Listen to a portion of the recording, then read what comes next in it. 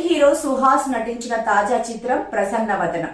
ఈ సినిమాకు ప్రముఖ దర్శకుడు సుకుమార్ వద్ద అసిస్టెంట్ గా పనిచేసిన అర్జున్ వైకే దర్శకత్వం వహించగా పాయల్ రాధాకృష్ణ, రాశి సింగ్ హీరోయిన్లుగా నటించారు.